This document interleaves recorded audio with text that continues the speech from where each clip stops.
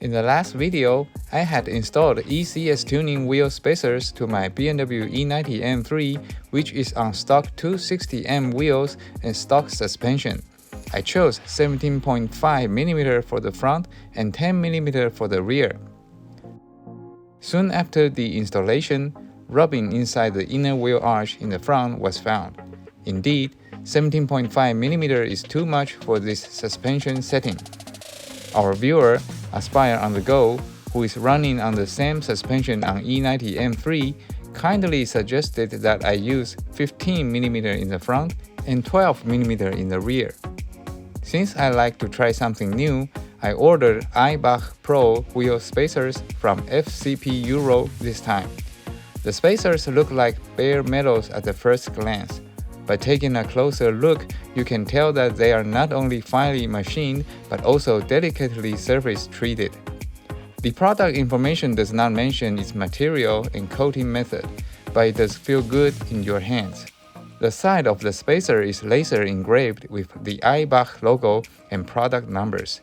Most notably, it is made in Germany. Despite that the kit doesn't come with the corresponding wheel bolts, isn't that much more satisfying?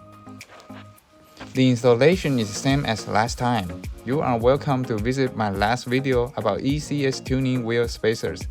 Here, let's just get to the result. With 15mm spacer installed to the front, this is kind of a perfect flush for me. And with the assurance from our viewer, Aspire on the Go, I do not worry about rubbing in the wheel arch anymore. Thank you again for chiming in, Aspire on the Go. And for the rear, I further decreased the ET value with 12mm spacers. The difference from 10mm spacer is not that apparent to my eyes. So if you are considering these two choices for the rear, just go with the convenient one.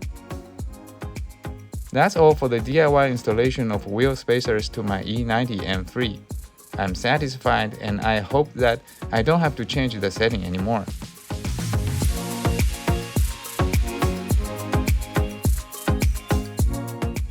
My next project is to show you how to turn off the cold start program on E9X M3s.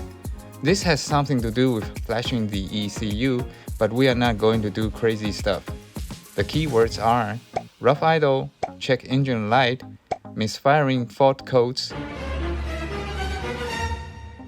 cold start delete, MSS6X flasher, and MSS60 binary modification tool. Stay tuned and we'll see you soon.